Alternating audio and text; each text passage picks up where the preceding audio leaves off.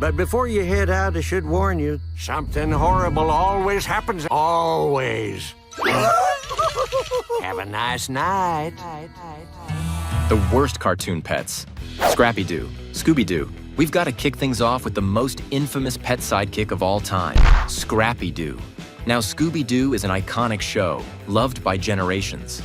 The original crew, Scooby, Shaggy, Fred, Velma, and Daphne, solved mysteries while providing plenty of laughs.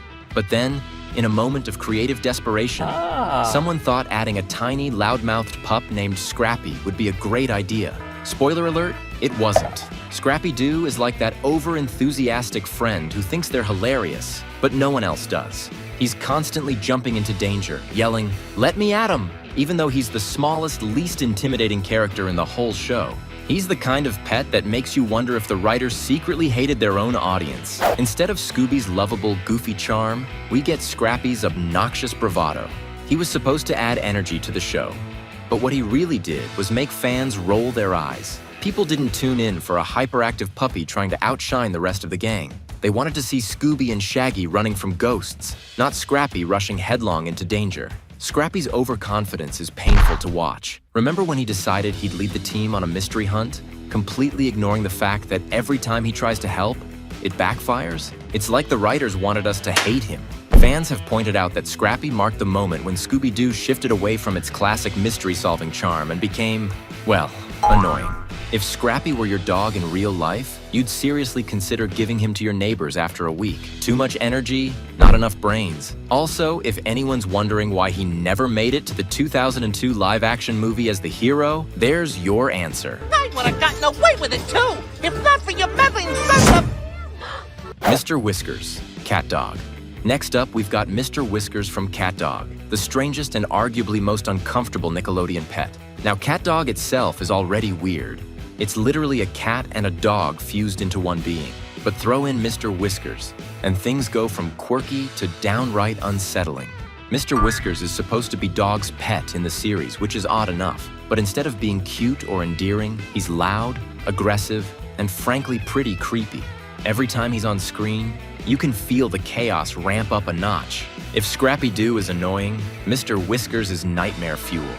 This unsettling rodent doesn't just cause mischief, he thrives on it. He constantly disrupts Cat Dog's already strained existence, pushing Dog to make bad decisions and aggravating Cat to no end. Mr. Whiskers is that pet who would chew through your electrical cords just because you didn't feed him on time. And let's not forget his appearance. He's more like a mouse who's seen things he shouldn't have. In several episodes, Mr. Whiskers manages to ruin everything from Cat Dog's friendships to their living space. One memorable moment is when he decides to eat everything in sight, causing chaos for the already unlucky duo. Fans have pointed out that, unlike other troublesome cartoon pets, Mr. Whiskers isn't fun to watch. He's more like the cartoon version of that one guest you never invite back. If Mr. Whiskers were a real pet, he'd be the reason you have to buy all new furniture after moving into a new house. Forget adorable. This is the kind of pet that makes you wish you had an exterminator on speed dial. Sparky, Fairly Odd Parents. Sparky from Fairly Odd Parents might just be the worst addition to a beloved show. We all loved the original cast. Timmy, Cosmo, Wanda, and the rest of the crew brought us laughs and some genuinely heartwarming moments. But then, someone decided to throw Sparky, a talking dog with fairy powers, into the mix. And let me tell you, things went downhill fast. It's never a good sign when a long-running show introduces a new character and fans instantly revolt. Sparky is one of those characters who's so over the top that instead of adding humor, he just adds irritation. His personality is loud, obnoxious, and devoid of any real charm. Sure, he can do magic, but honestly, who cares when he's this annoying? Sparky is a clear example of a character forced into the show for no good reason.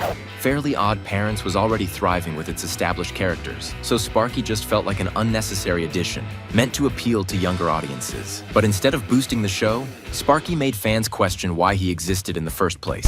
After Sparky's introduction, many fans noticed a significant decline in the quality of the show.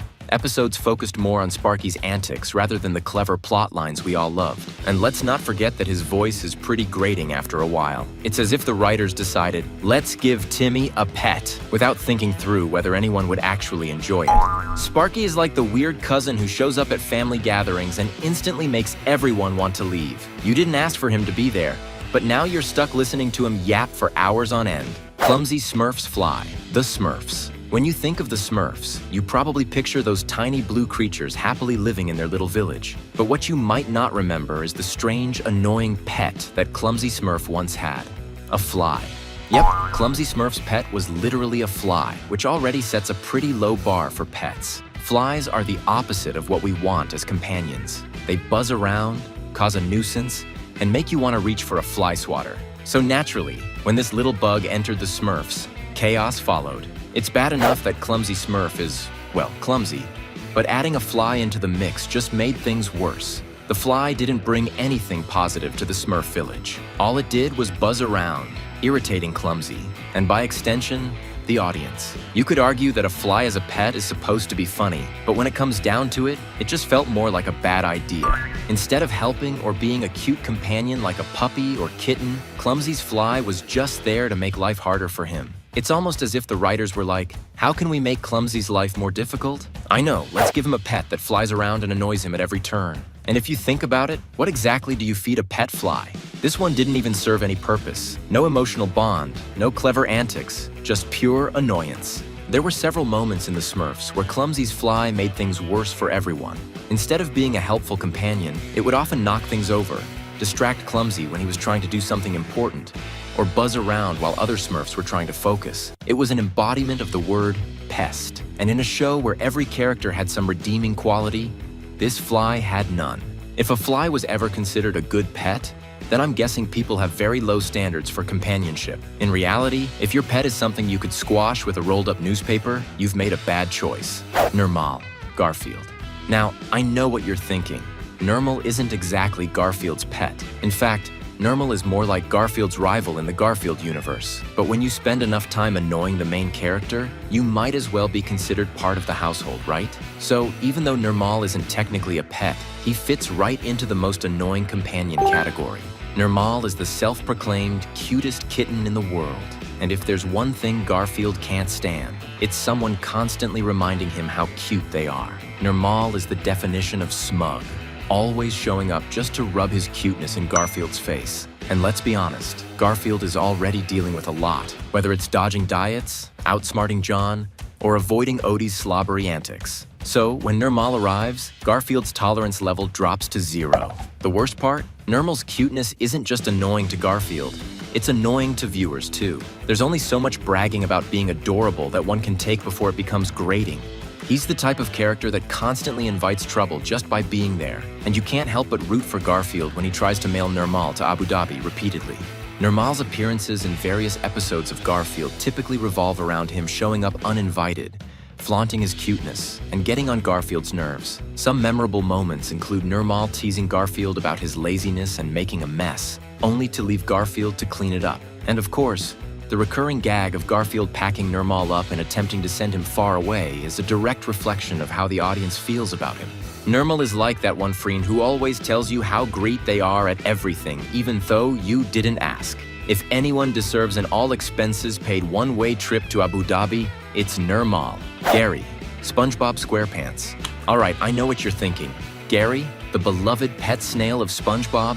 How could he possibly be on this list? Well, hear me out. While Gary is definitely adorable and fans love him, he's not always the loyal, loving pet he's made out to be. In fact, there are several moments where Gary leaves SpongeBob high and dry, proving that even the cutest snail has his flaws. Gary is supposed to be SpongeBob's best friend and loyal pet, but there have been times when he straight up abandoned SpongeBob. Remember the episode Have You Seen This Snail? Where Gary literally runs away? SpongeBob spends the whole episode heartbroken, searching for him, while Gary is off getting pampered by someone else. That's not exactly the loyal pet behavior you'd expect from your #1 companion. And while Gary is often portrayed as the smart one, he also has a habit of giving SpongeBob the cold shoulder, especially when he's feeling neglected. This passive-aggressive behavior might be funny in a cartoon, but in real life, not so much. Gary has the pet snail equivalent of an attitude problem. And sometimes, it's hard not to feel bad for SpongeBob, who just wants to give his snail some love. Have You Seen This Snail? Is the perfect example of Gary's disloyalty, where he abandons SpongeBob without a second thought. There are also multiple instances where Gary ignores SpongeBob, Like in the episode where SpongeBob tries to throw a jellyfishing party, and Gary is completely uninterested. For a pet that's supposed to be all about love and companionship, Gary can be surprisingly indifferent. Gary's that pet who disappears for days, and when they finally show up, they act like you're the one who left them. Let's just hope SpongeBob has a good pet insurance plan.